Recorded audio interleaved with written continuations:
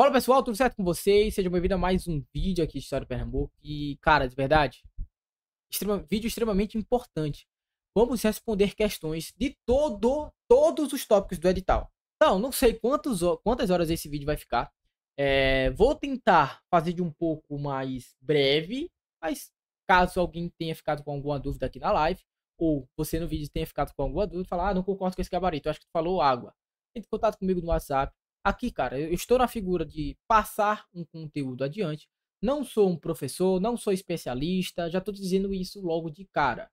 Mas todas as aulas que eu dei aqui no canal são refletidas e serão mostradas como são cobradas aqui em questões. Assista a aula e vem ver essas questões. Eu duvido que eu não tenha falado sobre nenhuma questão, pelo menos uma questão que vai estar aqui, de verdade. É isso. Vamos lá, vamos para questões. Questão de número 1 na tela. E cadê aqui? Aqui, questão número 1 na tela. Deixa eu ver. Vocês têm que ler o texto. Deixa eu ler o texto para ler. Vamos estabelecer um minutinho para ler o texto e eu vou passando. É só uma leitura rápida, tá?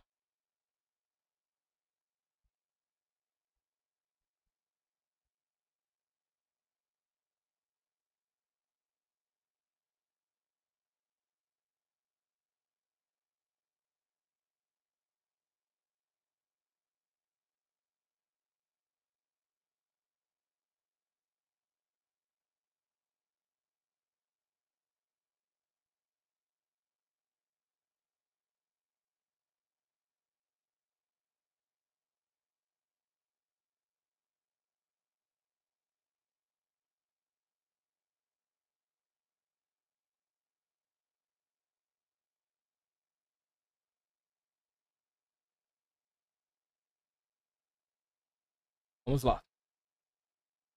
Vamos ver o comando da questão. O sistema de capitanias hereditária, no contexto da formação do espaço social brasileiro, a apropriação da terra foi adotada no Brasil, dentre outros motivos.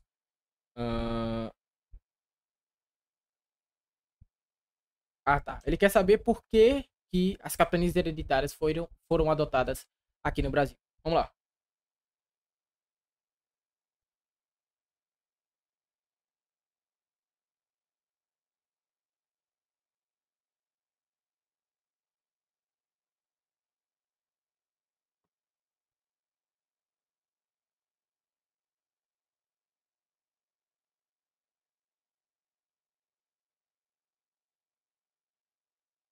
D. Tô vendo letra D aí. Vamos lá, pessoal. Participar. Ó, por que as capitanias hereditárias foram implantadas aqui em Pernambuco? É isso que a banca quer saber. Letra D, letra C. E aí, quem vai de letra A? Agora é a hora de errar, tá, pessoal? Agora, alô? Pode perguntar, Jamile. D. Quem tiver com dúvida, pessoal, pode abrir o microfone ou pode colocar no chat ou levantar a mão. Não sei se foi por engano. Mas vamos lá. Lembrando que a pergunta é por que as capitanias hereditárias foram implantadas aqui em Pernambuco? Letra A. Por conta de uma imposição por parte dos espanhóis. Pessoal, qual o tema aqui? É ocupação e colonização do estado de Pernambuco.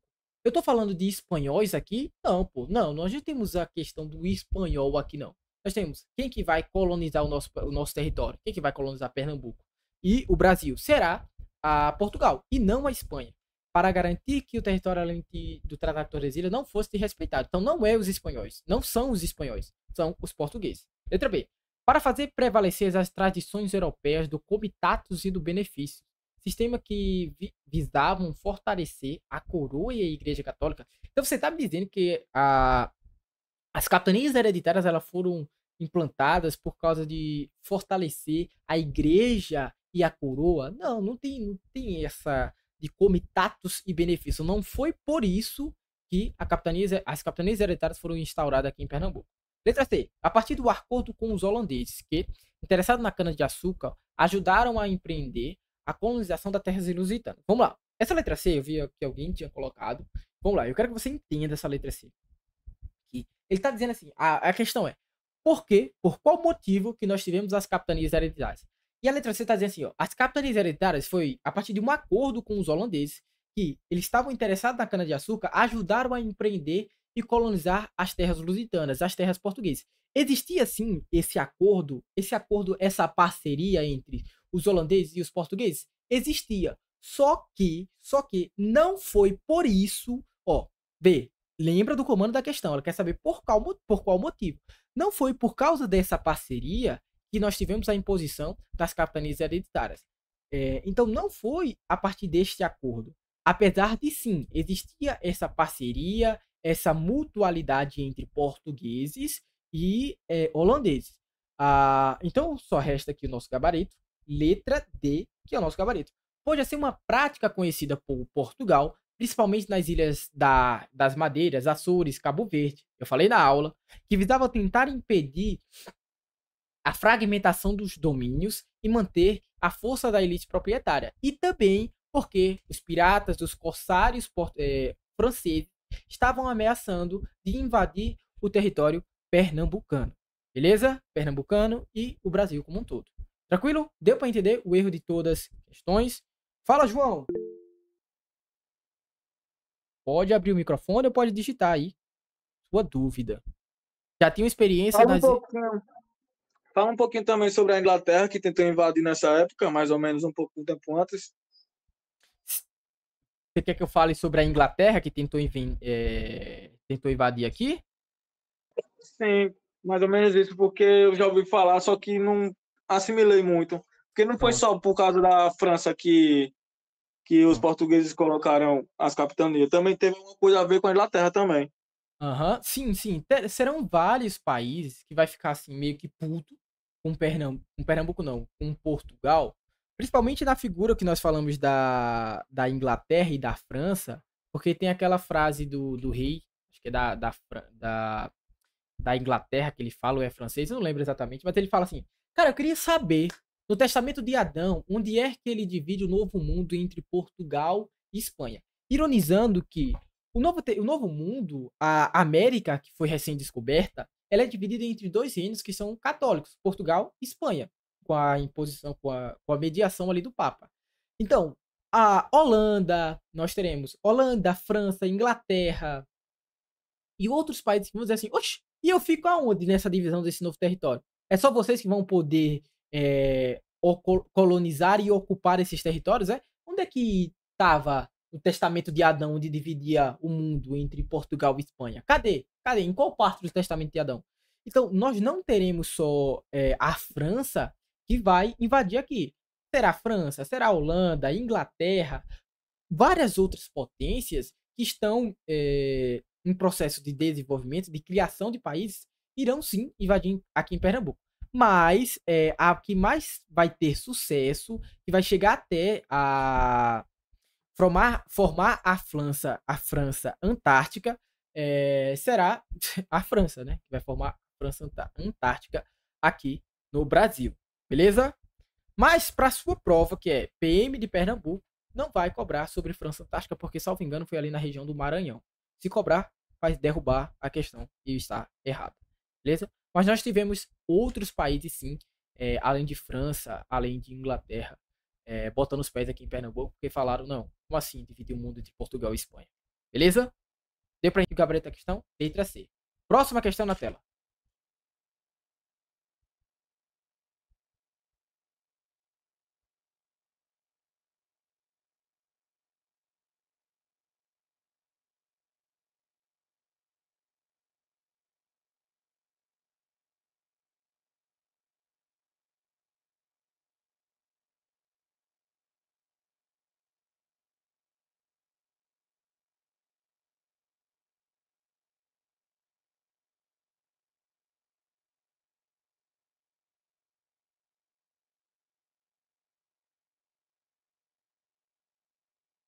A, B, B, B, B, ó. Olha de B aí, B, B. Então, número... Aqui tá 48. Vamos lá. O ciclo... Cadê? O ciclo do açúcar foi um... Deixa eu ver se tem letra E. Não tem letra E. O ciclo do açúcar foi uma das principais bases econômicas, sociais e culturais no Brasil, colônia. E acerca do ciclo do açúcar no Brasil, colônia, é adequado afirmar que, letra A, O empreendimento açucareiro contou com a participação dos holandeses na produção do produto. Ó, vamos lá. Letra A está errada. Por quê? Porque na produção do produto, não. A Holanda não participa da produção do açúcar. Ela refinava e distribuía na Europa. A Holanda não vai participar da produção. A produção é Portugal, é Pernambuco. Beleza? Letra D. O pioneirismo no cultivo do açúcar coube ao Sudeste? Não, pô, não. O açúcar principalmente é cultivado em Pernambuco e Pernambuco. Pernambuco é foda, beleza? Não ao Sudeste do país, ao Nordeste, principalmente nas regiões de Pernambuco e Bahia. Não, Bahia não. Bahia não. Sudeste e Bahia? Oxe, que negócio é esse? Para trabalhar na lavoura canavieira, os colonos utilizavam somente a mão de obra indígena. Não, tinha predominantemente a mão de obra escravo africana. Então só resta a letra B. O cultivo da cana-de-açúcar se deu por várias razões propícias. As propícias condições naturais favoráveis, ou seja, o clima e o solo, o clima tropical úmido e o solo massapê, e a experiência anterior dos portugueses no cultivo. Certo, corretíssimo. Os portugueses eles cultivavam o açúcar nas ilhas de Açores, Madeira e Cabo Verde. Gabarito da questão, letra B. Beleza? Próxima questão na tela. Dúvidas quanto a essa questão? Nenhuma, né? Choros, lamentações, crises. Vamos lá, 51. Refinar, financiar e transportar não quer dizer que não é participar. Quer ver só? A questão na produção. Uma coisa é você produzir o açúcar, outra coisa é você pegar o açúcar, distribuir, refinar. Eles não participam na produção do açúcar, eles participam na distribuição do açúcar em toda a Europa, eles participam no refinamento do açúcar, mas não na produção. A produção do açúcar cabia exclusivamente aqui em Pernambuco. Pernambuco produzia o açúcar, pegava o açúcar, mandava lá para Portugal. Portugal, por intermédio lá, pegava a Holanda, refinaria o açúcar e distribuía em todo o continente europeu. Quando eu estou falando, o erro da letra A é falar na produção do produto. Uma coisa é eu produzir o produto, outra coisa é eu distribuir o produto. Por isso a letra A está errada.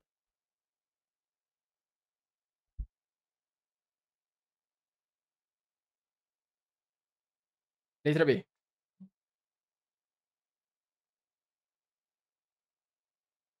Letra B não, próxima questão na tela.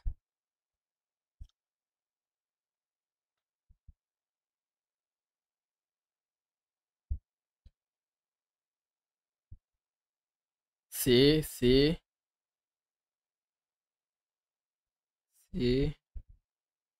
pra não zerar. Isso daí é uma mãe, não é uma banca não, é uma mãe. O açúcar foi a opção encontrada por Portugal para desenvolver e efetivar a colonização do território brasileiro, tendo em vista o significativo valor do açúcar no mercado europeu, embora houvesse diversas capitanias nas mãos dos donatários. A que mais prosperaram foi. Então, basicamente, nós tivemos diversas capitanias, porém, as que mais prosperaram foram Pernambuco e São Vicente. Não tem muito o que se falar aqui. Ah, Espírito Santo, não. Ceará, não. Porto Seguro, não. Não, se eu estou falando em as que mais prosperaram, é a letra C. Pernambuco e São Vicente. Isso daí você tem que marcar com certeza. Marcou, pula para a próxima. Nem pensa. E o gabarito vem. Próxima questão na tela.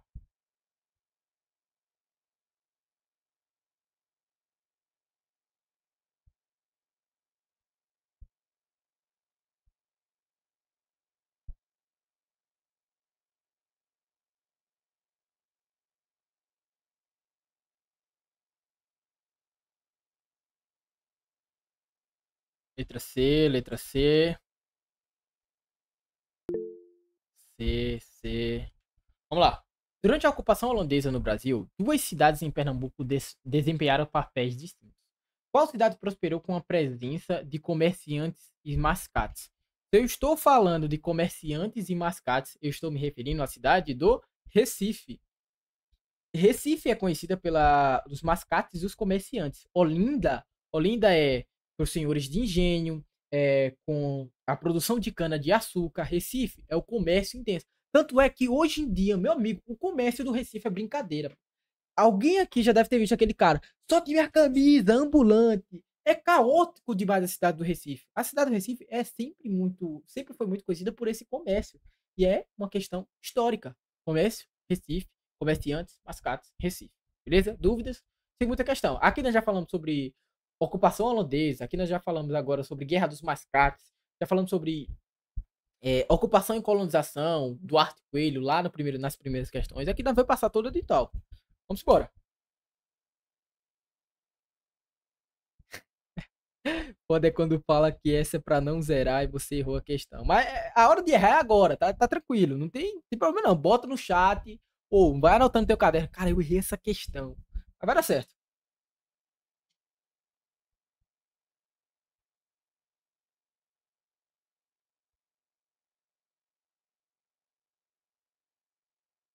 Letra C, letra C. E aí? C. Excelente. Tô falando, vai todo mundo gabaritar a história aqui mesmo. Recife e Olinda, duas cidades históricas de Pernambuco, compartilham uma característica única relacionada à sua fundação. Qual é essa característica? Ambas foram fundadas por exploradores holandeses? Não. Quem funda não vai ser os holandeses. Foram as primeiras cidades a serem declaradas capitais do Brasil? Não. A primeira capital do Brasil é Salvador. Letra D. Foram estabelecidas inicialmente como colônias espanholas? Não. Colônias portuguesas. Inicialmente eram vilas de pescadores indígenas? Não. Nada a ver. A característica relacionada a Recife e Olinda é que compartilham a mesma data de aniversário, 12 de março. As cidades gêmeas, que é 12 de março, que é a data de aniversário de Recife e Olinda. Beleza? Mas de verdade, isso aqui são questões de concurso, tá? Eu não tô inventando nenhuma questão aqui, não. São questões de concurso.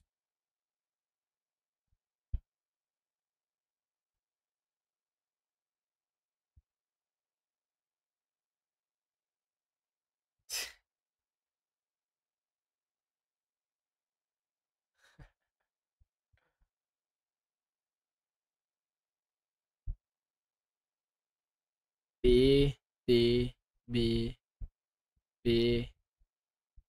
Excelente, senhores. A Guerra dos Mascates, o conflito armado histórico, ocorreu entre quais cidades e qual foi uma das principais consequências? Cara, pô, pelo amor de Deus, isso aqui é melzinho na chupeta, né? Se eu estou falando de Guerra dos Mascates, eu estou falando de Recife e Olinda. Só posso estar falando de Recife e Olinda, levando à criação de uma nova Câmara em Recife. Cara, aqui a questão não quis nem dificultar, né? Ele poderia colocar entre Recife e Olinda, levando à criação de uma Câmara Municipal em Olinda. Isso tá na letra A. E a letra B ser essa, assim. Mas eles nem quiseram dificultar. Entre Salvador e Aracaju, pelo amor de Deus. Fortaleza e Natal, me ajude. São Luís e Teresina, tá de sacanagem. Maceió e Recife, não, pelo amor de Deus. Letra B, Recife e Olinda, levando à criação de uma nova Câmara em Recife. Vai estar assim na prova. Exatamente vai estar assim na prova. Aí, essa questão é certo ou errado.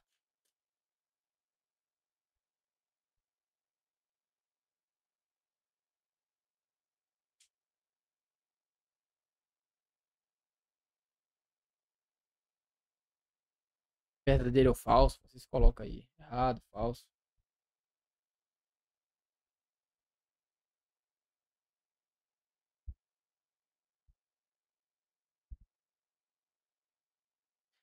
Falso, falso. Excelente, senhores. Não sei nem li a questão ainda. Vamos lá. Sobre o processo de escravidão no Brasil, podemos afirmar que em 1880, o Conde Maurício Nassau apresentou um processo de extinção da escravidão. Aqui, meu amigo, você nem lê mais. Você nem lê mais, pelo amor de Deus. Eu estou falando de 1880 e eu estou falando de Maurício Nassau. Maurício Nassau já está no cafundó de Judas a essa hora. Provavelmente já deve estar morto. 1880. A menos que ele seja mortal, porque ele é expulso aqui de Pernambuco em 1640. 1600. Peraí. Eu tenho que ir pro papel. E aqui eu fico. Ó. Estou falando do período holandês, é 1630 a 1637. 1637 é o período de resistência, de 1637 a 45. Aqui, pronto. Ele é expulso aqui de Pernambuco em 45. Meu irmão, 1880. O cara sumiu daqui de Pernambuco em 1645. Em 1880, vocês estão me dizendo que ele aboliu a escravidão, projeto de abolição da escravidão? Pelo amor de Deus, né? Não, pô. Eu vi ele fazendo o nevô pro carnaval. Vai ele e João Campos lá fazendo o nevô pro carnaval. Em Quixadá, na Bahia. É perfeito. O cara tá em Quixadá, na Bahia, o cara é foda. Ele foi, voltou agora há pouco. Ele vai vir fazer essa prova da PMPE. Vai vir fazer essa prova, vai fechar a história. Ouvi dizer, ele tá estudando pelo meu canal. Aí, próxima questão na tela.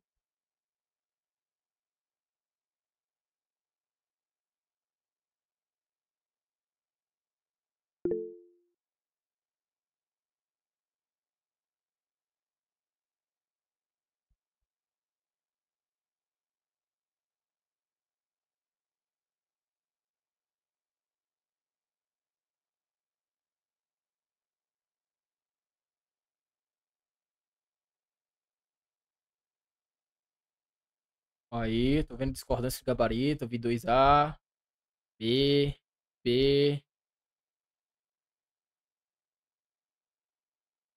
Aqui nós já passamos vários tópicos do edital, vocês estão vendo, né? Digamos, sobre as invasões holandesas no Brasil, assinale a alternativa incorreta. Na prova mesmo, você pega isso aqui, você faz um risco, você faz seta. E mesmo assim você vai errar, não, vai acertar. Mas eu faço isso e mesmo assim eu erro. Às vezes eu esqueço. Mas enfim. É a incorreta, tá? Ele quer a incorreta. Sigamos. Letra A. A colônia holandesa no Brasil foi administrada por Maurício de Nassau, militar, alemão e aristocrata. Perfeito, militar, alemão e aristocrata. Quem é que administra a colônia holandesa aqui no Brasil? Maurício de Nassau. Letra C. Os holandeses, em 1630, atacaram a capitania de Pernambuco com cerca de mais de 7 mil homens armados. Correto. 1630, eles vão atacar aqui Pernambuco com mais de 7 mil homens armados, com cerca, né? As invasões holandesas no Brasil ocorreram no Nordeste brasileiro durante o século 17. Correto, 1630, onde nós temos. Letra B é a incorreta, é o gabarito na nossa questão. As invasões holandesas estão relacionadas à necessidade de ampliação e hegemonia do comércio do café. Café nessa época não, pô. O café está mais ligado ali ao período da República, primeiro reinado, primeira República, República Velha, café com leite. Não. Sim, Maurício Nassau, ele era alemão e aristocrata. Ele não era um holandês, não. A Holanda vai chamar um alemão, Maurício Nassau, para vir governar Pernambuco. Maurício Nassau era um alemão e aristocrata. A letra A está correta. O erro da letra B é o comércio do café. Beleza? Dúvidas quanto a essa questão? Próxima questão na tela. Certo ou errado, tá? Estamos certo ou errado.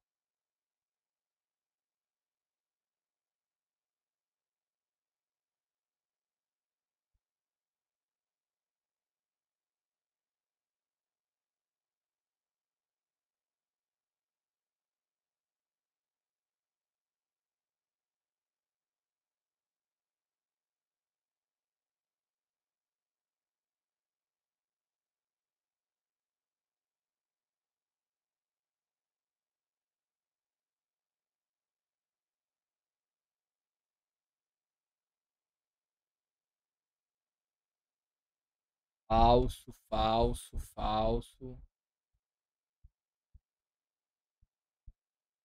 E aí, pessoal? Qual questão é esta?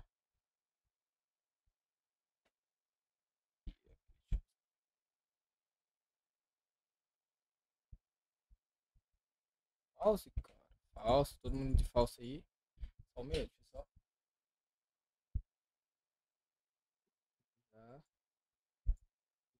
Já respondemos essa questão.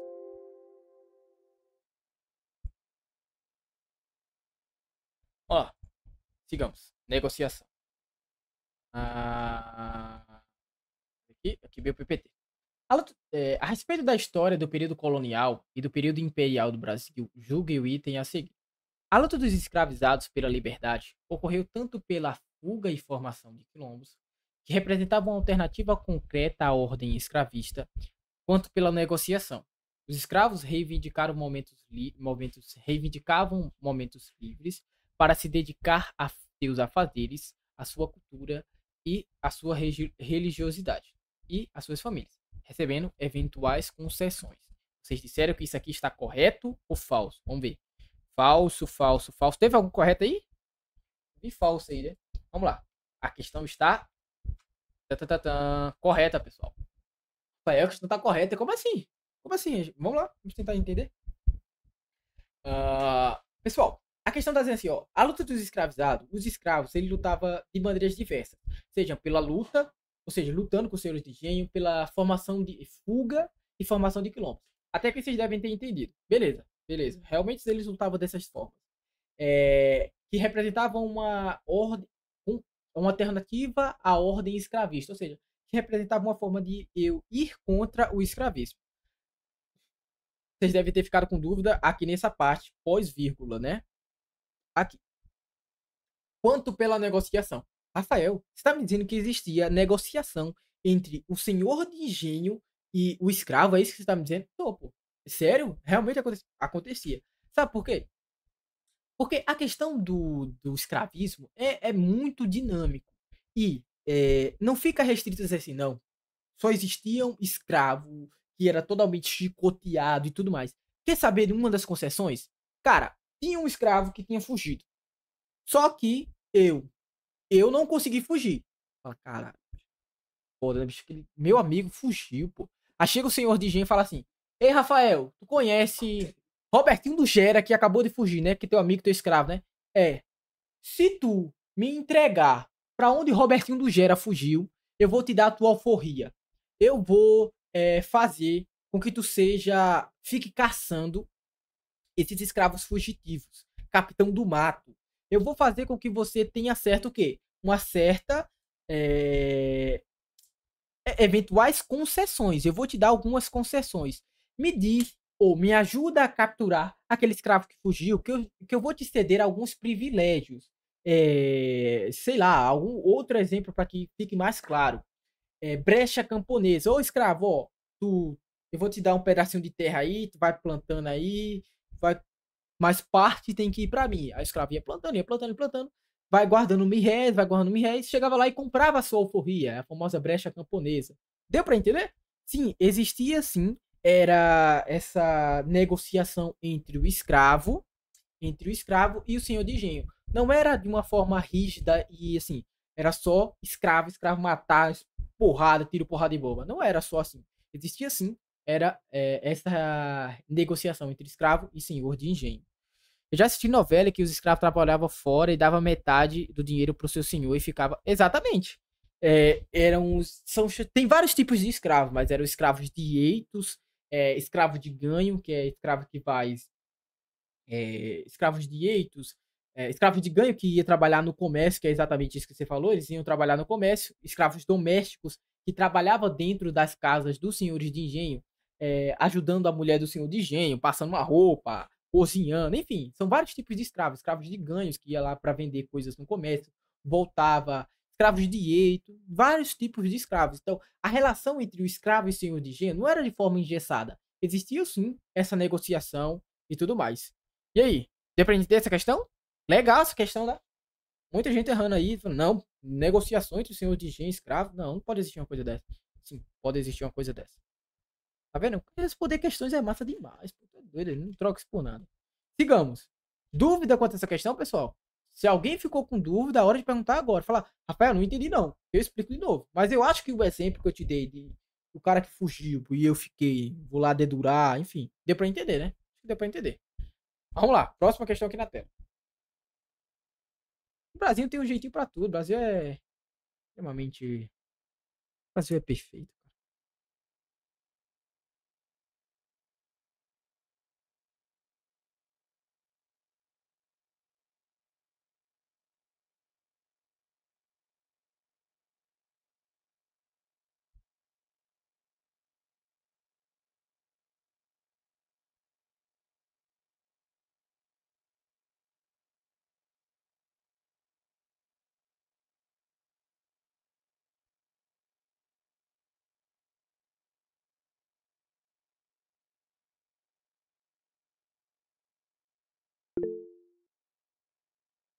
A, Y.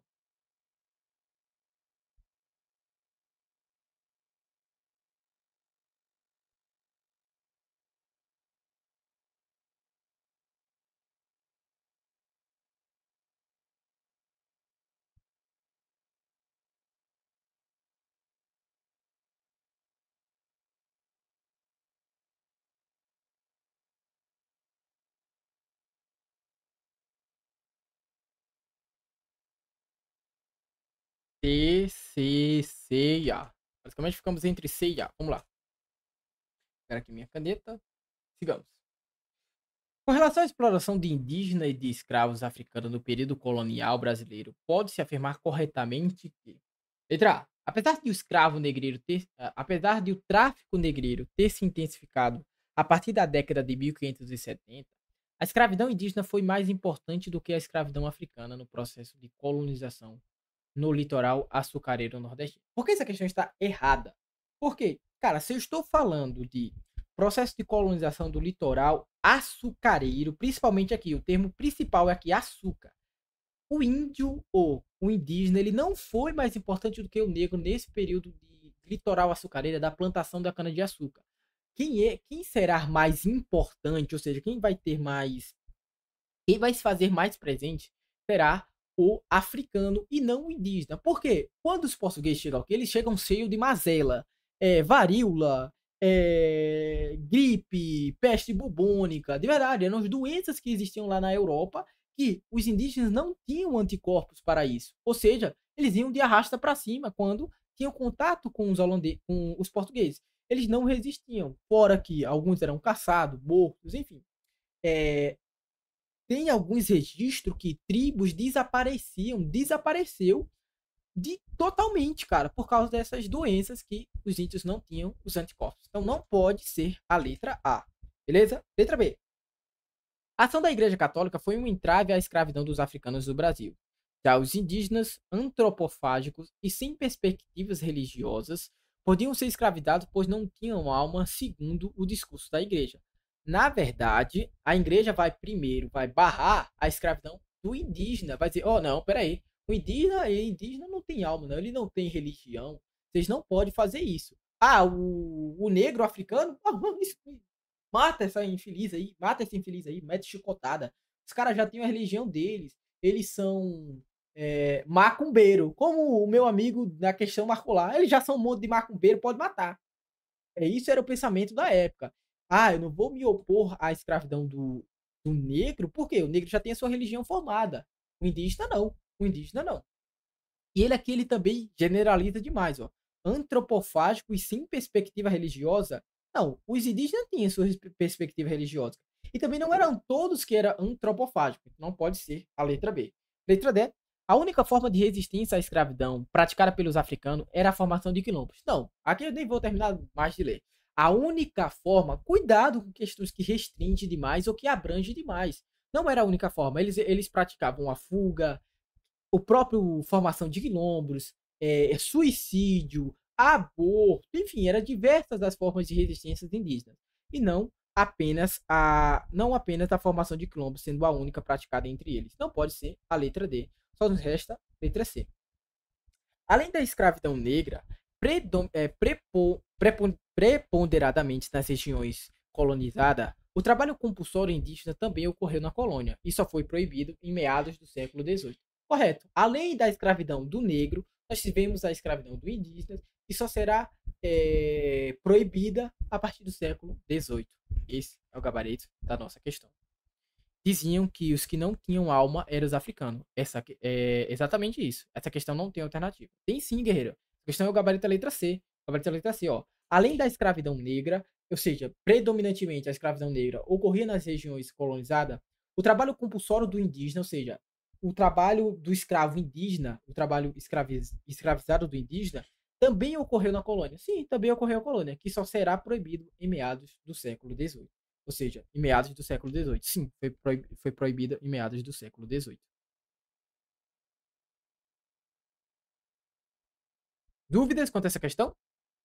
Quando a igreja principalmente vai dizer, não, vocês não podem fazer isso, vai ter toda a treta e tal. Os jesuítas eram contra a escravidão do indígena, que por volta do século XVIII é que será proibido. Beleza? Dúvidas? Próxima questão na tela.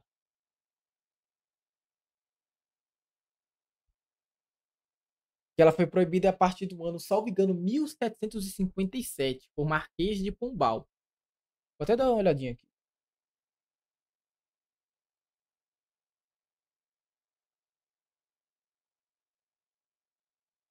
Essa é questão certo ou errado, tá?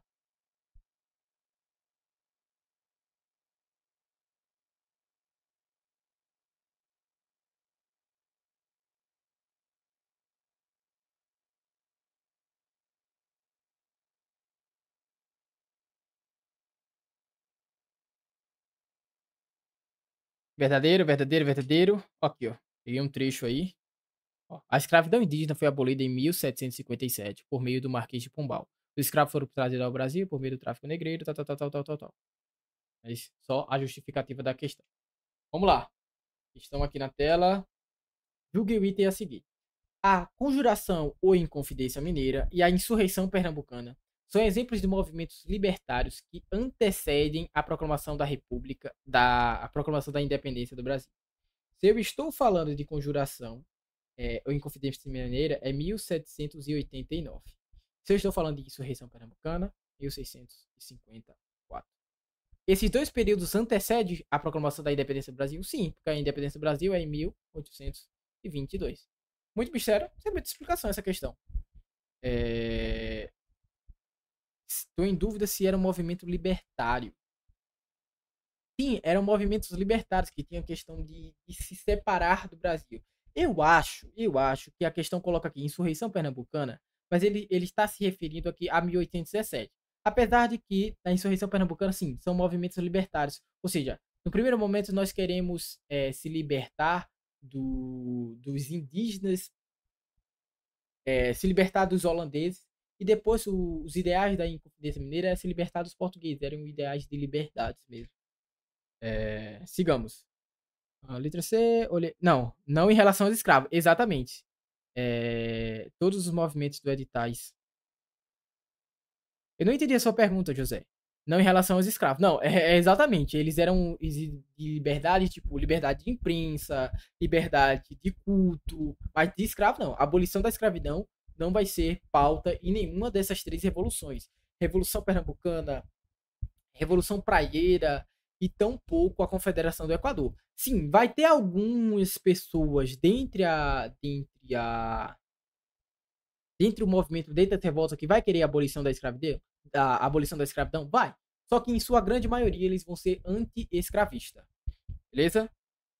Eu acho que ele quis perguntar se todos os movimentos eram liberais. Todos os movimentos eram liberais do edital? Não. Porque tem um movimento que ele não obedece essa regra, que é exatamente a Guerra dos Cabanos.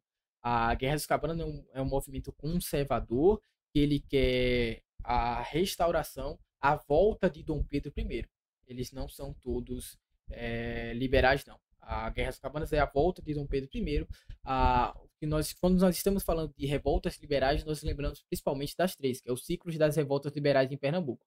Primeiramente, a Revolução Pernambucana de 1817, depois nós temos a Confederação do Equador de 1824 e, por último, a Revolução Praieira de 1848. Beleza? A Guerra dos Cabanos foge a essa lógica porque exatamente tem toda uma configuração extremamente diferente dessas revoltas. Beleza? Próxima questão na tela.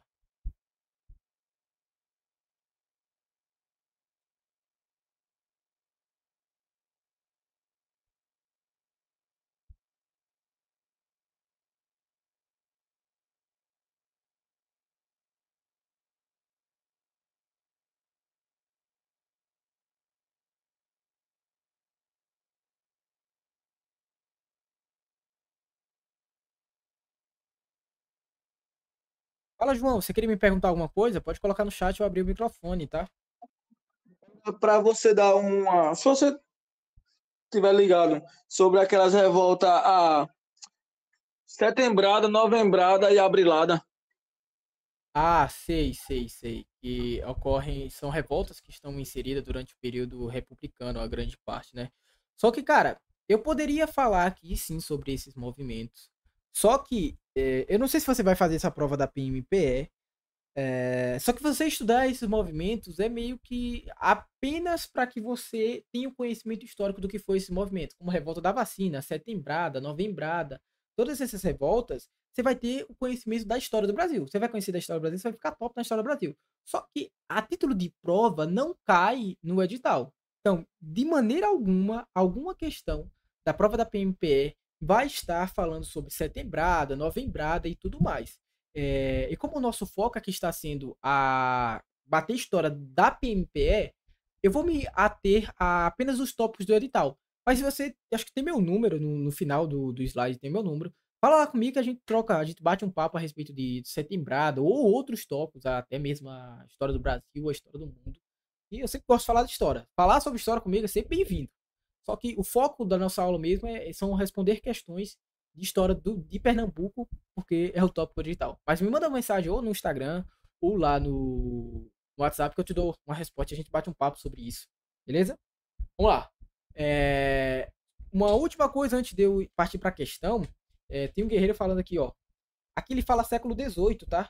Acho que não lembro quem foi que tava comentando, mas a questão não fala século XVII, não. A questão fala século XVIII aqui. XV 15, 3 palitinho, 18. Então, 1757. Fui dar uma olhadinha, fui dar uma olhada aqui. Está inserida em século XVIII. Beleza? Só para completar e fecharmos essa letra C. Aqui.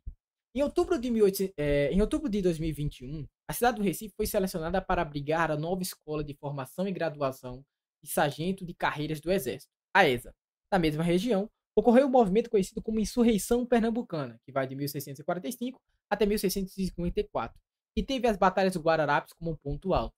O órgão que financiou a invasão holandesa do Brasil foi a Companhia Holandesa das Índias Ocidentais, é o nosso gabarito, também chamado de VIC, Companhia das Índias Ocidentais, que vai financiar a invasão holandesa aqui em Pernambuco, beleza? Vale lembrar também que a primeira tentativa de invasão holandesa é feita na cidade de Salvador, lá na Bahia, que era a capital do Brasil, capital entre aspas, né? Em 1624 e posteriormente em 1630 eles retornam e invadem Pernambuco e ficam por 24 anos aqui em Pernambuco. Beleza? Dúvidas, choros, lamentação, unanimidade nessa letra E, né? Sigamos.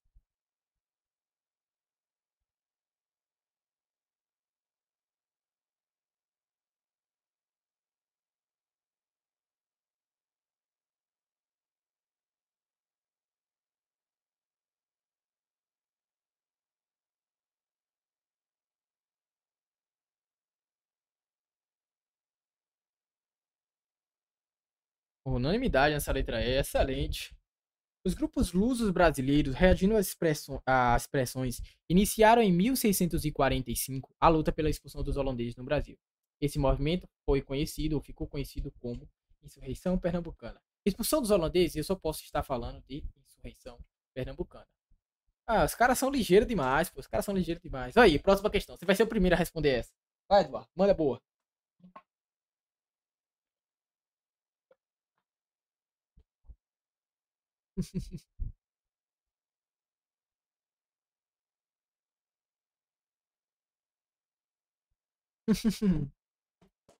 Excelente, guerreiro. Excelente. Mas não é possível que eu tomei ban no WhatsApp de novo, não, né? Ah, tá, cara. Vamos lá. A crise do sistema colonial do Brasil foi mais acentuada devido aos movimentos de libertação colonial.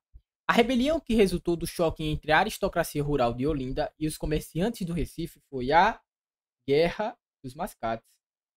Letra D. Se eu estou falando de Olinda e Recife e uma briga entre eles dois, eu só posso estar falando de Guerra dos Mascates. Vamos lembrar alguns acontecimentos da Guerra dos Mascates? Ela vai de 1710 a 1711. E nós temos principalmente a briga para que Recife seja elevada à categoria de vila. Isso quer dizer que Recife tenha uma autonomia em relação a Olinda, pare de pagar impostos a Olinda e seja administrativamente é, separada da cidade de Olinda, beleza? Está inserida do período ali de, principalmente com consequência direta da expulsão dos holandeses, que a Olinda vai ficar extremamente endividada, principalmente com a. Tá sendo gravado assim. Tá sendo gravado, vai ser postado lá no YouTube. Principalmente com a concorrência que vai ser gerada com o açúcar antiliano e tudo mais. Beleza? Datas, algumas coisas importantes e tudo mais. Vamos para a próxima questão. Aqui no slide. Aí, estamos passando vários tópicos do edital aí, cara. Vocês estão vendo.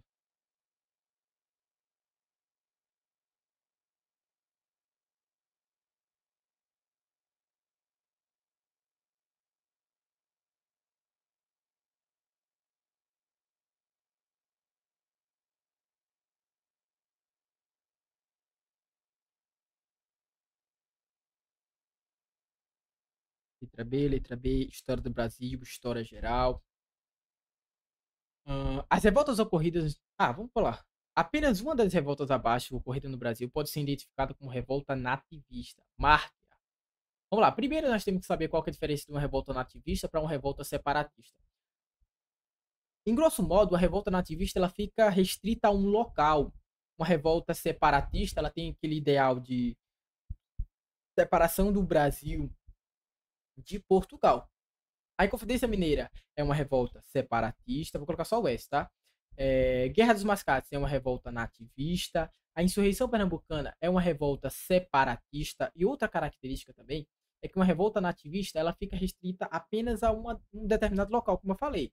Uma Guerra dos Mascates ela fica restrita a Recife de um lado, Olinda do outro. A Insurreição Pernambucana é só Pernambuco que vai lutar? Não, vai se juntar Pernambuco, Paraíba, todo mundo para expulsar os holandeses daqui. E Conjuração Baiana também é uma revolta separatista. Beleza?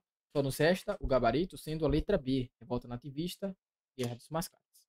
Dúvidas, choros, lamentações? Próxima questão na tela. Deixa eu só ver se ela tem letra E. Não tem letra E. De ABC.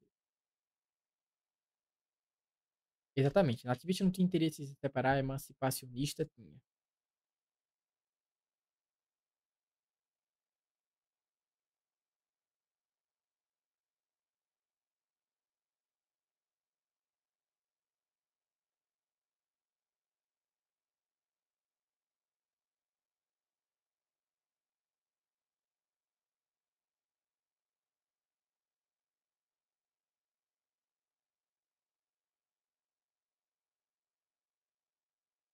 D, unanimidade na letra D. Vamos lá.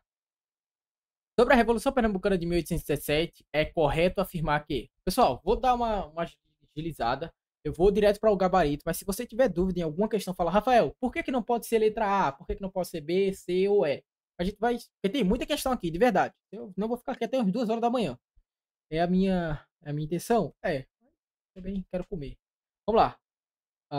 Teve causas variadas. A influência do ideal liberal e iluminista, a crise econômica advinda da seca, do aumento de impostos e da concorrência externa ao açúcar, do açúcar e algodão produzido na região, além da grande presença de portugueses nos cargos públicos. Cara, perfeitamente. Essa letra D, ela coloca tudo que eu já falei na minha aula de Revolução Pernambucana sobre quais foram as causas da Revolução Pernambucana. A influência dos ideais liberais, principalmente advindo da Revolução Francesa, liberté, igualité, fraternité. Tu é doido, é? Ai, bilíngue. I speak francês. Mas é liberdade, igualdade, fraternidade. E os iluministas, que eram os filósofos, John Locke e tudo mais. A crise econômica advinda da seca. Em 1816, tem uma seca braba aqui no Nordeste. Aumento de impostos, principalmente porque a família real está presente na cidade do Rio de Janeiro. Concorrência externa do açúcar, advinda lá da expulsão dos holandeses de 1654. E a seca do açúcar e o algodão. Além de grande presença dos portugueses. Tu é doido, é? Negócio é bom demais. Exatamente tudo que eu tinha falado. Exatamente, ainda tem que achar outro pão de queijo. É de alho, que minha irmã roubou. Vamos lá. Próxima questão na tela. A questão é boa.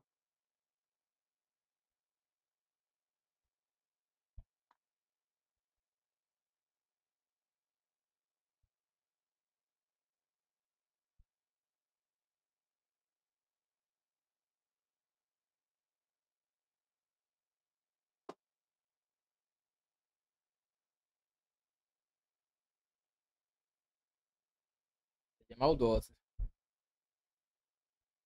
Verdadeiro. Eu já expliquei essa questão aqui em um dos nossos encontros. Certo. Guerreiro aí já estava presente, já sabe qual é o gabarito dessa questão. Certo, verdadeiro, certo. Vamos lá. No plano político, os rebeldes de 1817 buscaram se vincular à memória da bravura dos pernambucanos que resistiram à invasão holandesa do século XVII, que motivou a autoclassificação do movimento como a segunda restauração de Pernambuco. Nesse sentido, o governo provisório argumentava ter havido uma ruptura do pacto constitucional tradicional firmado entre a capitania e a coroa no momento da restauração. Cara, questão legal. Muita gente que aprendeu o gabarito dessa questão, mas da primeira vez levou uma rasteira. Vamos tentar explicar essa questão. No plano político, os rebeldes de 1817, ou seja, a galera que participou da Revolução de 1817, se vincularam à memória da bravura, ou seja, a memória desse cara pernambucano que lutaram lá na insurreição pernambucana de 1654. O cara era foda, né, velho? Vamos chamar esse movimento de Revolução Pernambucana como uma segunda restauração, ou seja, como uma segunda levante, uma segunda insurreição pernambucana. Nesse sentido, o governo provisório argumentava ter havido uma ruptura do pacto constitucional. Vamos romper com a colônia, com a coroa e vamos formar um país independente. Meu país, Pernambuco. Basicamente é isso que essa questão está dizendo. E o que torna essa questão corretíssima, gabarito certo dessa questão. Beleza? Sigamos.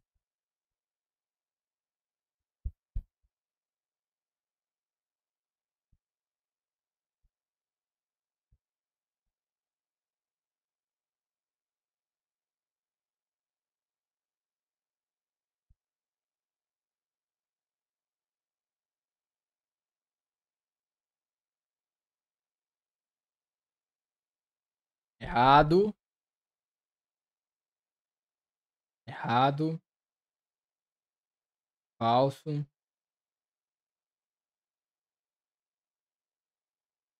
Falso. E aí, pessoal? Vamos, responde. Correram, vocês estão aí, eu tenho certeza. Tenho fé em Deus que vocês estão aí. A hora de errar é agora, certo? Vamos lá. Certo, certo. Aí, perfeito. Eu gosto da briga. Movimentos de revolta restrito ao ambiente regional, a Inconfidência Mineira, a congelação dos alfaiates na Bahia e a Revolução Pernambucana de 1817, vamos lá, não visaram a emancipação de todo o território brasileiro. Essa questão está correta. Por quê? Realmente, eles não visavam a emancipação de todo o território brasileiro. O que é que a Revolução Pernambucana queria? Que Pernambuco se separasse. O que é que a Conjuração Baiana queria? Que a Bahia se separasse. O que é que a Inconfidência Mineira queria? Que Minas Gerais se separasse. Porque o objetivo dessas revoluções até era se separar localmente. Era o estado onde estava ocorrendo a revolta que ele se separasse. E não o Brasil como um todo.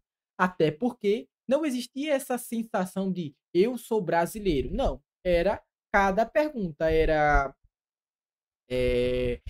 o sentimento de pernambucano e não, eu sou brasileiro, vamos se defender como uma unidade territorial brasileira. Não, era pernambucano, sou Pernambuco, Minas Gerais que pipoque. Beleza? Dúvida quanto a essa questão? Realmente, ela não visava de todo o território. Era apenas do onde estava acontecendo. Questão legal, né, cara? Questão legalzinha.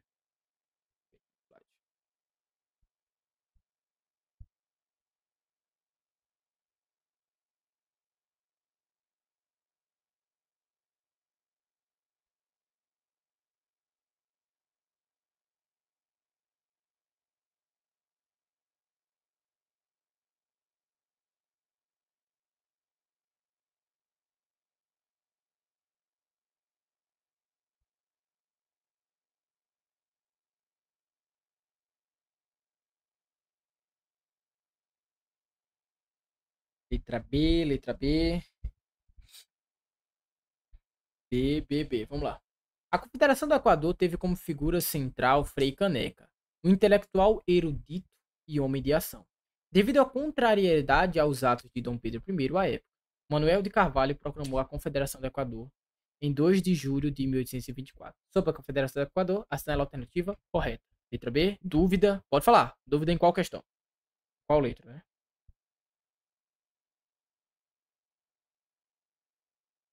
Olha lá, vamos na C e B.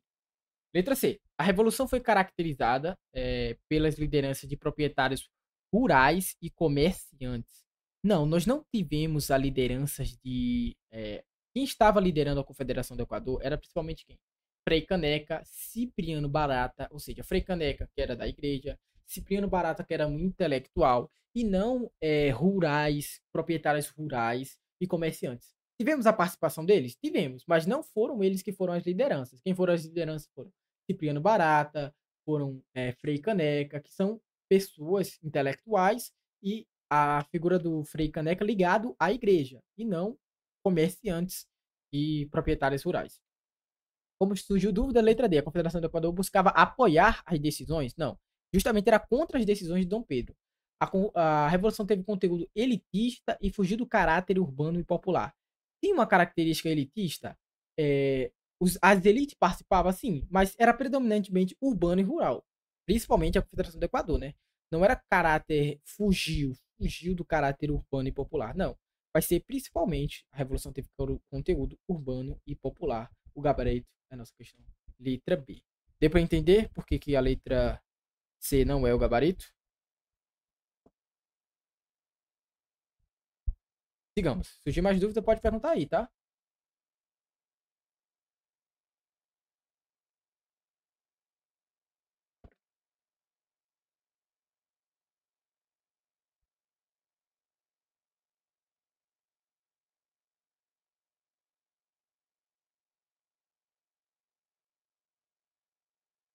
Excelente, senhores. A primeira Constituição do Brasil foi imposta por Dom Pedro I, fato que contribuiu para desencadear a revolta da Confederação do Equador. Corretíssimo, cara.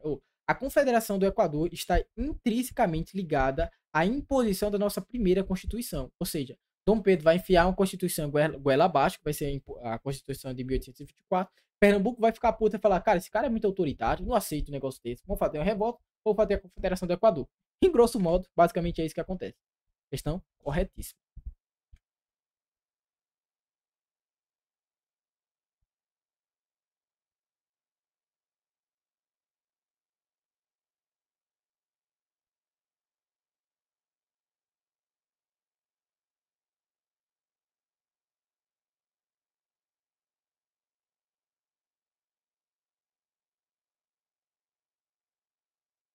Rafael, que deixa na dúvida é isso aí, ó.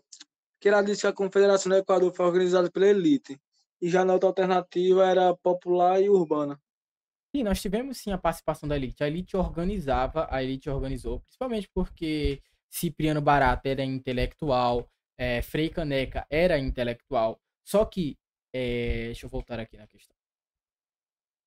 A questão ela disse que teve conteúdo elitista e fugiu do caráter urbano e popular. Não, não fugiu do caráter urbano e popular. Nós tivemos sim a participação, tinha um caráter urbano e popular.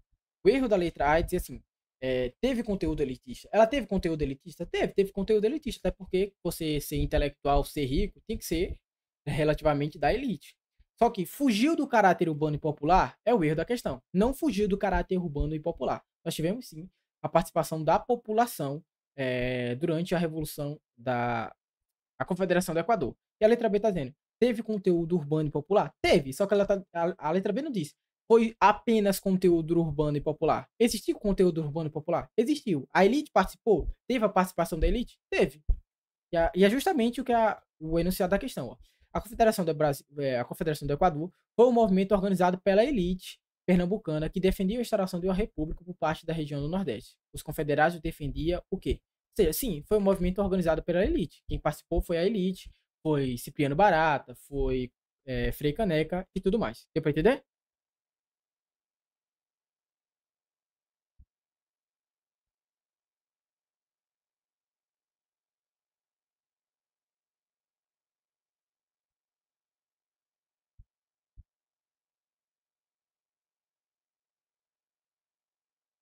E aí? Estamos entre A e E?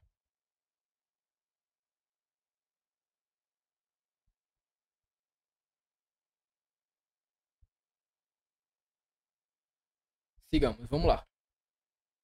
A Confederação do Equador foi um movimento organizado pela elite pernambucana, que defendia a instauração de uma república por parte da região do Nordeste do Brasil. Os confederados defendiam a letra E, outorga de uma Constituição? Não. Por que não pode ser a letra E? Eles eram justamente contrária à outorgação da Constituição. O que gera a Confederação do Equador é justamente a outorgação da Constituição. Como é que eles vão defender a outorga da Constituição? Não pode ser letra E. Letra D. Indicação pelo imperador dos presidentes da província, evitando disputas regionais. Não, eles querem uma autonomia das províncias. Concentração do poder na mão do imperador. Não vou nem terminar de ler, né? Justamente é por causa disso que gera a Confederação do Equador. Letra B. Implantação do poder moderador para regular os conflitos entre os poderes. Não, não pode ser letra B. Eles eram extremamente contra o poder moderador. Só nos restando a letra. Aqui eu perdi minha caneta. Aqui, letra A. Eles buscavam a autonomia das províncias em relação ao governo centralizador do império, ou seja, eles queriam uma maior autonomia restando a letra A de águia. Próxima questão na tela.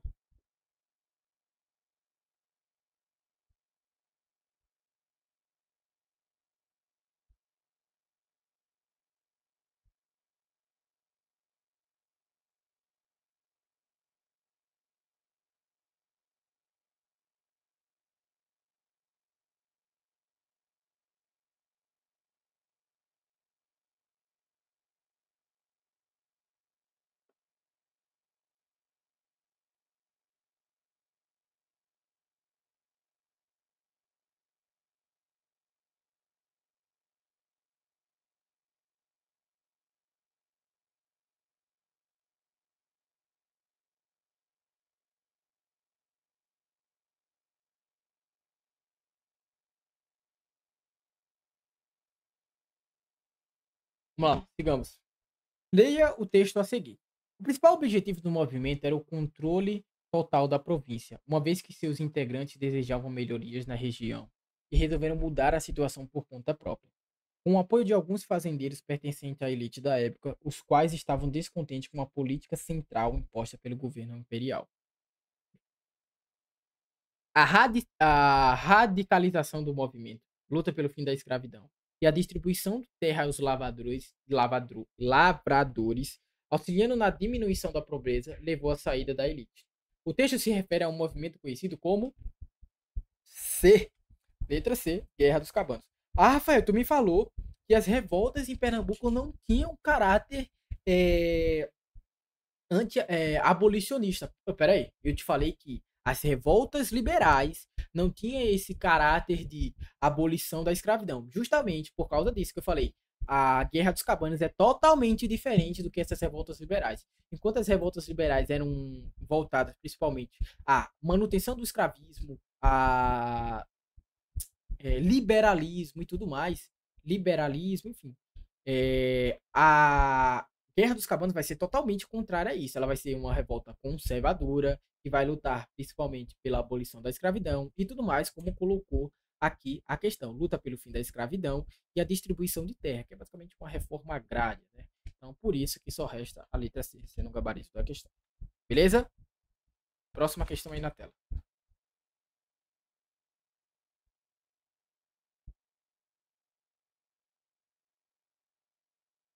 Que isso, meu guerreiro?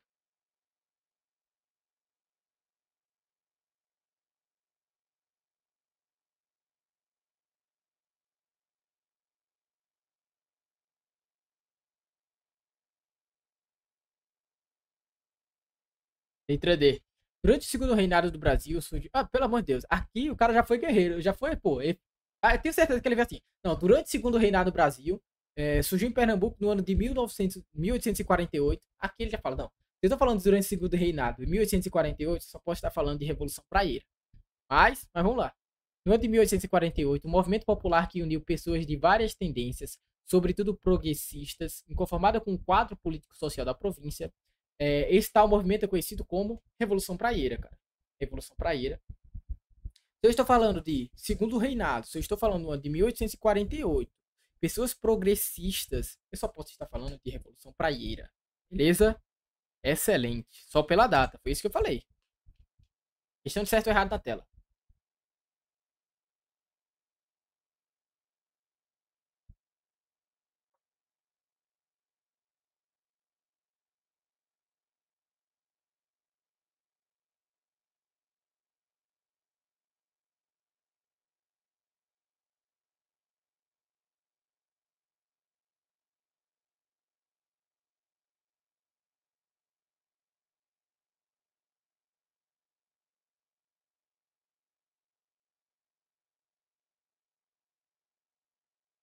E, tô vendo certo, errado, falso, certo. Não, perdão, verdade. Vamos lá.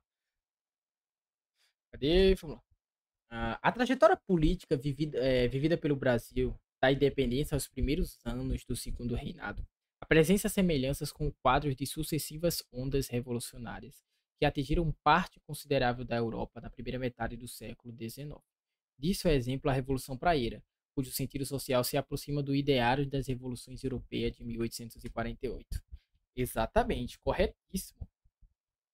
Eu falei na nossa aula sobre Revolução Praieira que a Revolução Praieira ela se inspira, ela tem inspirações no contexto de revoltas, revoluções que estão é, sendo espalhada por toda a Europa durante esse período de 1848, ou seja, durante 1848 vai ter várias revoltas lá no continente europeu. E o que é que vai acontecer? Pernambuco, sempre muito amostrado, falar: legal, tá acontecendo lá na Europa, né? E que tal se a gente fizesse uma revolta parecida aqui com os mesmos ideais?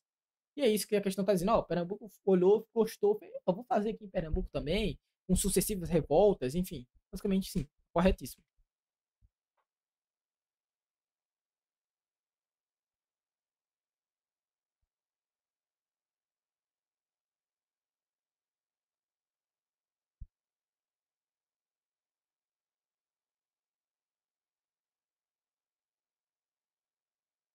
Letra B, letra B. Tá vendo, pessoal?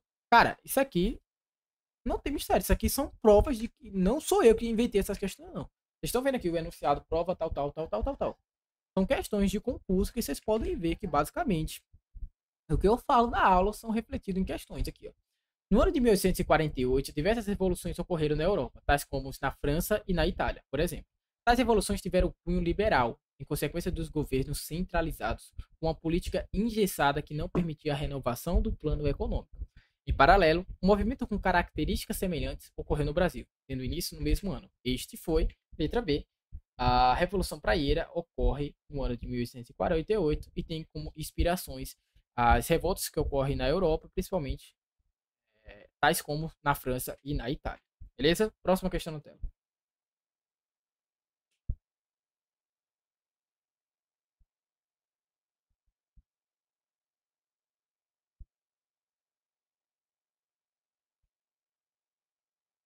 Falso, falso, falso, falso.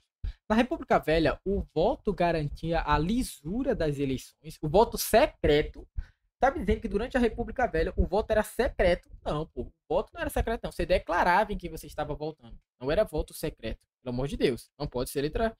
Não pode ser isso aqui. Isso aqui só tá errado. Ah, Rafael, isso não cai, não. Aqui, meu amigo. Aqui, ó. CESP 2008. Ah, foi 2008. Mas não deixa de ser uma questão de concurso.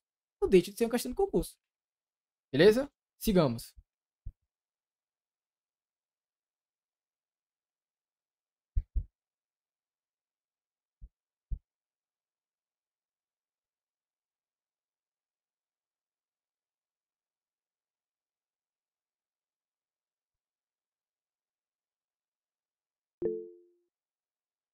Certo, certo, certo. Excelente. O caráter essencialmente oligárquico da Primeira República, também denominado República Velha, deve ao domínio das elites regionais. Exatamente. A República Velha é marcada principalmente pelo esse domínio das políticas regionais, política dos governadores, voto de capricho, política de alternância do poder entre é, Minas Gerais e São Paulo e tudo mais. Esse é o gabarito dessa questão, corretíssimo. Dúvidas com essa questão?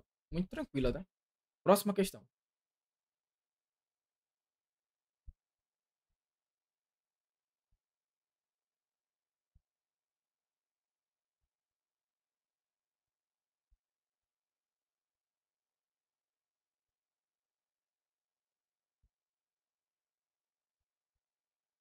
Certo, certo, certo. No governo federal, durante a chamada República Velha, predominou os interesses das oligarquias agrárias. Corretíssimo, principalmente nos interesses de São Paulo e Minas Gerais. Os interesses da oligarquia que vai ser predominantemente durante esse período, gabarito correto, sem muito o que falar. Beleza? Pessoal, se tiver com dúvida quanto a essa questão, você pode perguntar. Não existe dúvida besta, cara. Besta é você ficar com a dúvida. Não existe pergunta idiota. Beleza? Não existe pergunta idiota. Para com isso. Essa aqui é difícil. Mas eu já comentei sobre essa questão. Chegando ao finalzinho.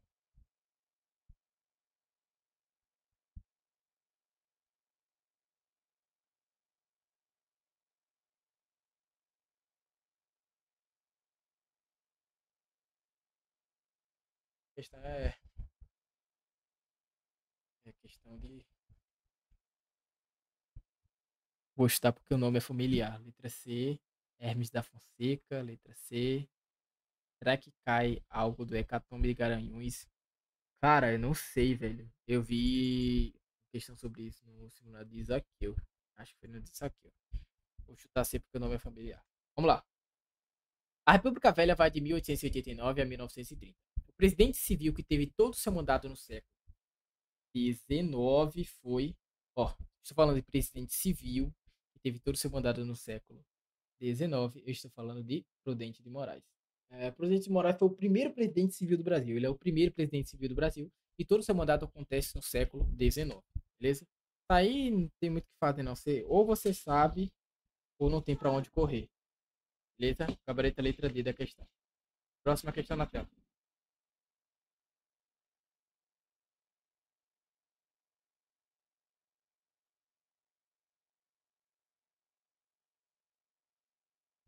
Eu já repeti essa questão. É, certo, repeti essa questão.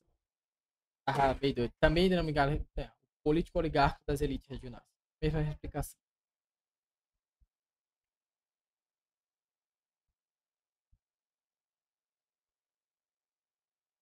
Se disseremos aprovado. Excelente.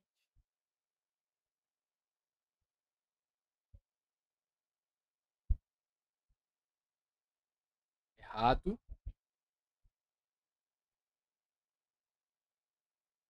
Não. Ai, certo, errado.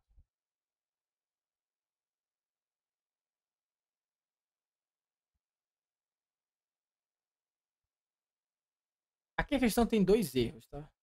Só uma explicação. O tenentismo foi um movimento militar que nos anos 20 do século 30, na verdade nos anos 30 do século 20, levantou-se para não, eles iam contra os governos da República Velha. O movimento tenentista é a cúpula do exército, que vai principalmente ali contra as políticas predominantes dos governantes da República Velha, depois vai se aliar a Vargas e teremos o golpe de 30. Mas não vai encontro, é dos anos 30 e também não para sustentar os governos da República Velha. Beleza? Essa questão tem outras alternativas, mas vou deixar para vocês lerem aí, depois eu passo. Quantas questões tem aqui ainda?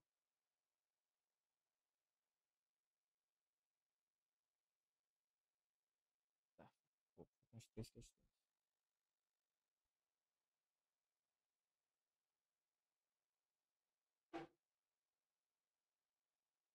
Quando puder passar, vocês dão um salve aí no chat.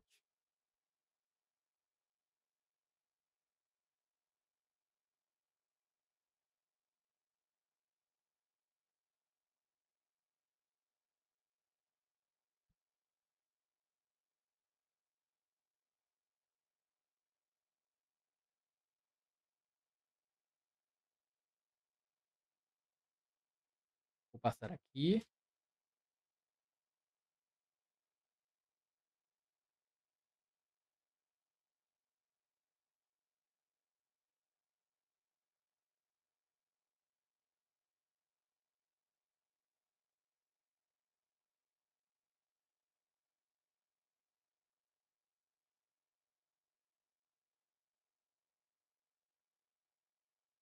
E aí, temos gabarito? Agora essa quebrou. Voltar novamente.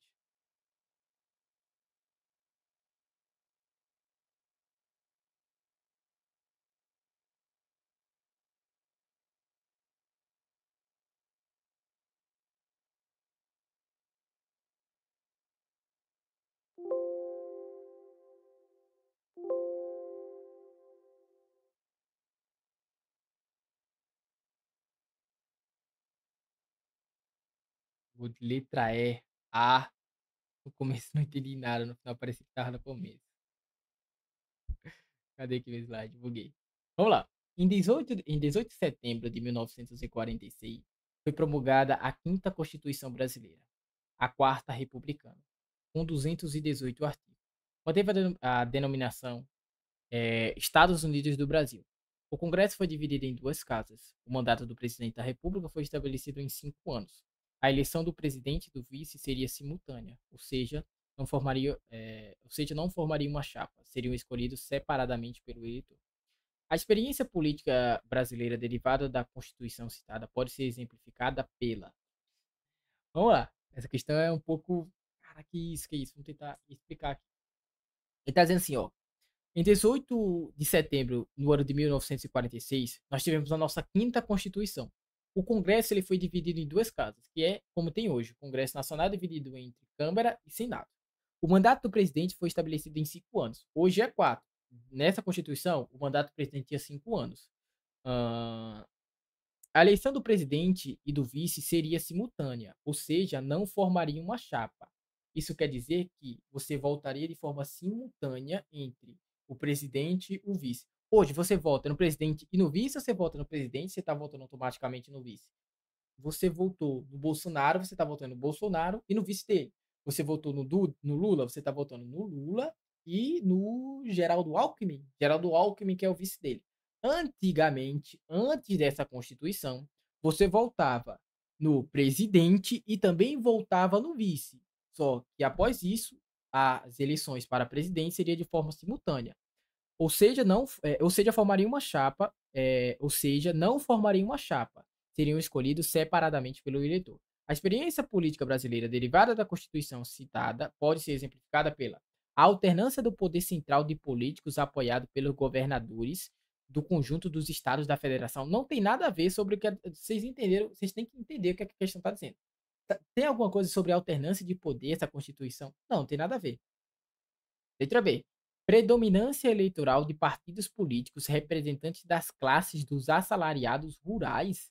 A questão da Constituição tem alguma coisa dizendo sobre assalariados rurais? Nada a ver. Letra C. Concentração das decisões políticas no poder executivo. Negativo. Ele fala aqui, ó. O Congresso vai ser dividido em duas casas. Como é que eu vou concentrar na mão do poder executivo?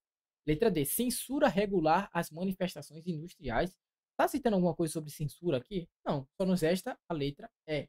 Mudança no governo federal de um candidato eleito por um partido conservador para um candidato político ligado a sindicatos de trabalhadores. Vamos lá, voltar aqui ao ano. Ele está falando no ano de 1946. Só, no ano de 1946, nós estamos vivenciando o período que nós chamamos de República Populista. República Populista. É aquele período que eu falei que não cai tanto. Populismo, ia colocar. República Populista. Que vai de 1945 até 1964, que é onde nós temos o golpe civil-militar. Então, aqui, ó, mudança do governo central. Nós temos uma mudança do governo central de um candidato eleito por um partido conservador para um candidato ligado às classes trabalhadores. Beleza? Dúvidas quanto a essa questão? O candidato conservador era Jânio Quadro e o candidato que vai ser ligado aos trabalhadores, às questões dos sindicais, trabalhadores, será Jean Goulart. João Goulart. Vocês não precisam saber tanto sobre isso, não. Mas deu para entender basicamente o que a questão está dizendo, né? Quero que vocês entendam isso.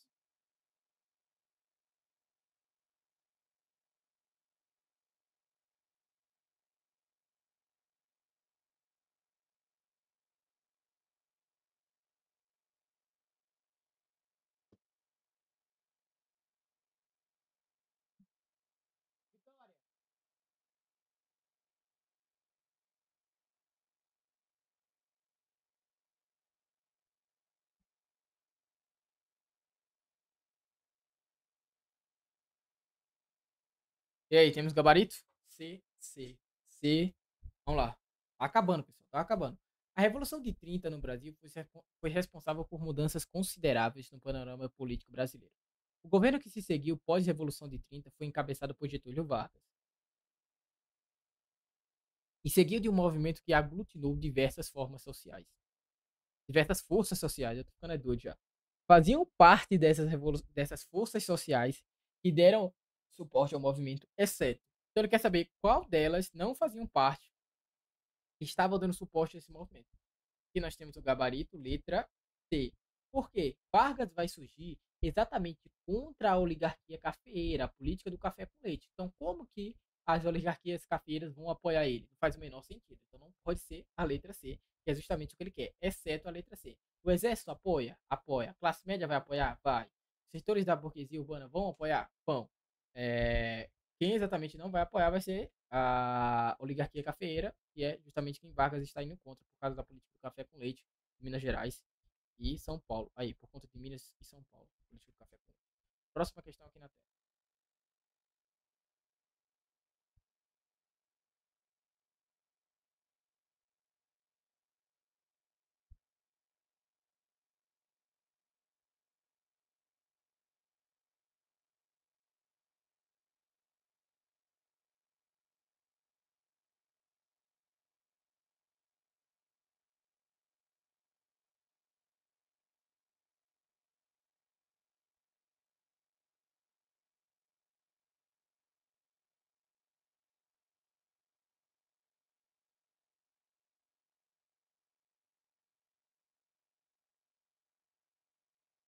C, letra E. O letra E aqui é brincadeira, né, cara? Digamos.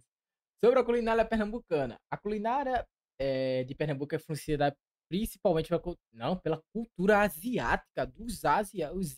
Não, pelo amor de Deus, os asiáticos. Mas os japoneses influenciando aqui. O bolo de rolo, o bolo de sozelão e a cartola são pratos típicos da culinária italiana em Pernambuco. Não, não é da italiana, não, tá? É de Pernambuco. O bolo de rolo, principalmente, é influência da cultura portuguesa. A tapioca é um prato que foi introduzido em Pernambuco pelos colonizadores portugueses. Não, a tapioca é dos indígenas. O prato mais. Ah, pelo amor de Deus, aqui, o prato mais representativo de Pernambuco é o sushi. Porra, tá de sacanagem, né? Só resta a letra C. A culinária. Deixa eu apagar aqui essa linha que eu fiz aqui toda torta. A culinária de Pernambuco é uma mistura de culturas europeias, africanas e indígenas. Sim, como eu falei na aula, o que vai influenciar a Europa, a África e a indígena vão influenciar na cultura, na. Vou até pedir um açaí. Falou de comida, todo mundo acerta, né, cara? Assar uma carne, vou mandar minha irmã colocar meu pão diário pra assar. Essa aqui que pode rasgar a prova e ir pra casa. Vamos lá. Próxima questão aí na tela.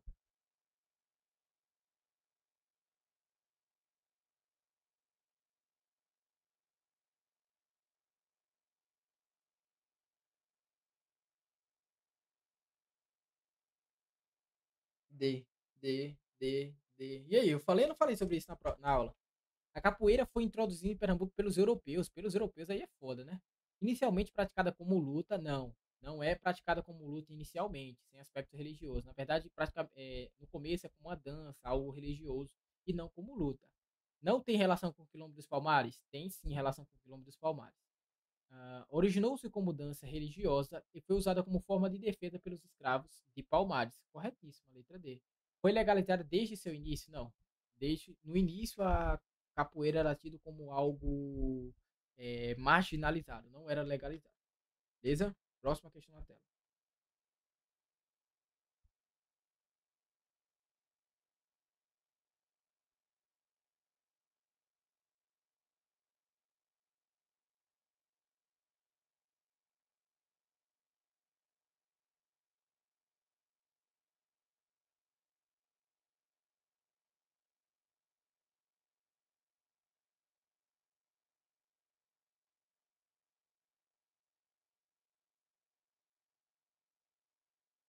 B, minuto,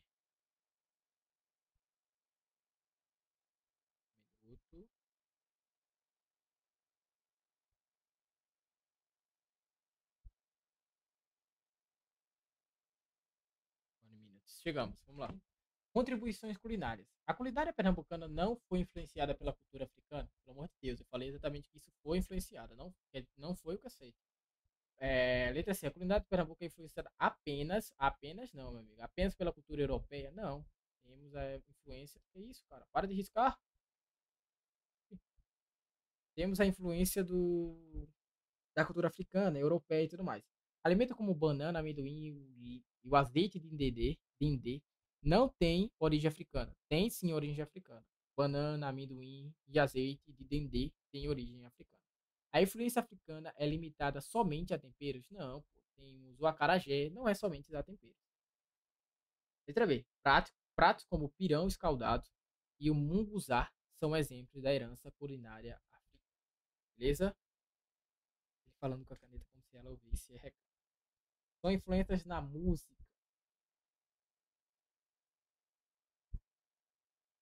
Quantas questões aí, né?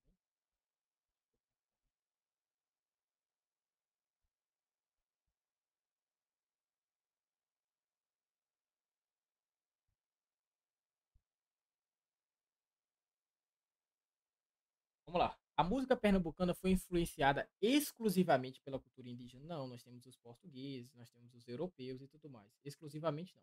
O frevo e o maracatu são as únicas expressões musicais da afrodescendente de Pernambuco. Cara, cuidado quando restringir demais, não são as únicas. A cultura africana não influenciou a música? Sim, influenciou, meu filho. Não influenciou o quê, pelo amor de Deus? A música em Pernambuco é influenciada somente, ó, somente pela cultura europeia. Não, tem a dos indígenas também. Então só nos resta a letra D. O frevo, o maracatu, o coco, o ciranda e o afoxé são expressões da influência africana na música pernambucana. Gabarito, letra D. Perfeitinho. Pessoal, aqui está minhas redes sociais, meu Instagram, meu WhatsApp. Se quiser tirar um print, postar nas redes sociais, falar, ó, cara, faz aí um monte de vídeo massa, tava participando lá, dá uma moral, escreve, assiste, comenta, compartilha e tudo mais. Agora eu vou comer meu pãozinho meu pão de alho que minha irmã roubou o meu que estava assado, vou ter que assar um novo. E é isso, pessoal. Muito obrigado. É, eu vou começar aqui no YouTube fazer revisões de questões, mapas mentais lá no canal do YouTube. Eu talvez faça até ao vivo, toda segunda e toda quarta, toda terça-feira, igual eu fazia. Mas isso aí eu vou trazer mais detalhes no próximo. Ligado aí no canal, ativa as notificações. Fica ligado no Instagram, no WhatsApp, enfim. Tamo junto e é nóis. Valeu, pessoal.